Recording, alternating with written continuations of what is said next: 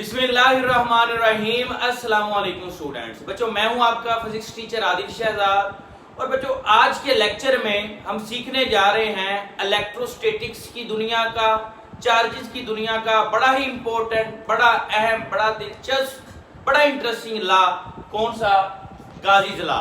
बच्चों, last lecture में हमने डिस्कस किया था electric flux through a close surface enclosing A charge. उसमें हमने एक क्लोज सरफेस इमेजिन की थी, उसके सेंटर में एक चार्ज लिया था और हर तरफ से इलेक्ट्रिक लाइन उससे पास आउट हो रही थी, गुजर रही थी। और वो फ्लक्स हमने जो फाइंड आउट किया था बच्चों, हम ये फार्मूला हमने निकाला था कि जो फ्लक्स है वो टोटल चार्ज पे डिपेंड करता है और मटेरियल पे डिपेंड करता है, सरफेस की शेप पे डिपेंड नहीं करता। अब वो जो उसका एंड पॉइंट था वो इस लॉ का स्टार्टिंग पॉइंट है। आइए बच्चों, हम डिस्कस करते हैं गाजीज लॉ को। सबसे पहले डेफिनेशन देख लें गाजीज लॉ की। गाजीज लॉ की डेफिनेशन बच्चों क्या है? Electric flux through any close surface. कोई भी क्लोज सरफेस ले लें, आपके पास लाजमी नहीं कि वो सफियर की फॉर्म में हो, वो इस तरह की शेप हो सकती है, कोई भी इररेगुलर सी शेप हो सकती है आपके पास, नॉन यूनिफॉर्म हो सकती है, कोई भी शेप हो आपके पास। उसमें क्या होगा, जो इलेक्ट्रिक फ्लक्स है वो 1/ε0 times to the total charge enclosed by the surface. ये 1/ε0 टाइम टोटल चार्ज के इक्वल होगा। क्या भला? Electric flux. मैथमेटिकल फॉर्म की अगर बात करें तो total flux is equal to 1/ε0 और क्यू। ये ε0 बच्चों क्या है? परमिटिविटी ऑफ फ्री स्पेस है, जिसकी वैल्यू आप जानते हैं क्या होती है? 8.85 मल्टीपल 10⁻⁻12। साथ में उसका यूनिट आप लिख सकते हैं, ये उसकी वैल्यू है। क्यू का मतलब है टोटल चार्ज। अब बच्चों, इसको मैं आपको समझाता हूं, पहले इसकी डेरिवेशन करते हैं। आपने क्या करना है कि पहले लास्ट लेक्चर में आपने क्लोज सरफेस स्फीयर के अंदर एक चार्ज लिया था।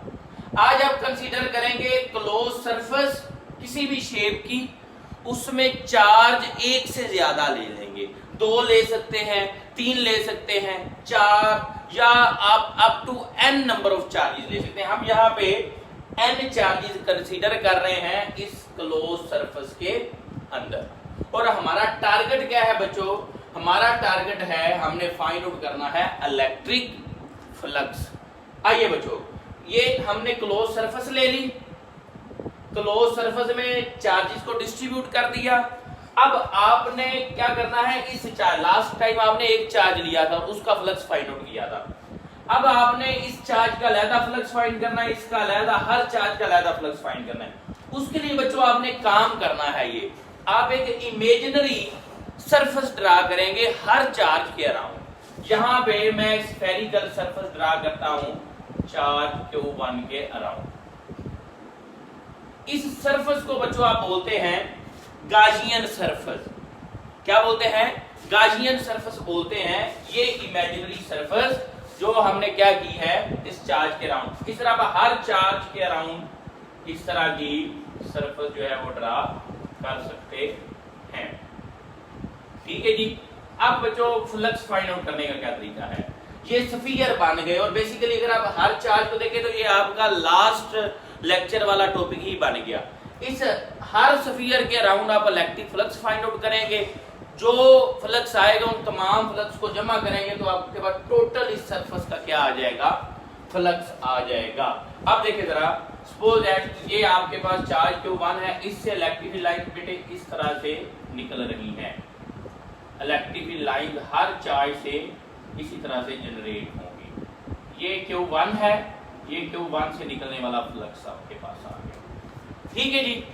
अब ये स्फीयर बन गया, और एक स्फीयर का इलेक्ट्रिक फ्लक्स आपने फाइंड आउट किया था। क्या बोला? वो फ्लक्स आपके पास था Q/ε0। ये बच्चों चार्ज Q1 है, तो हम इसका फ्लक्स Q1/ε0 लिख लेंगे।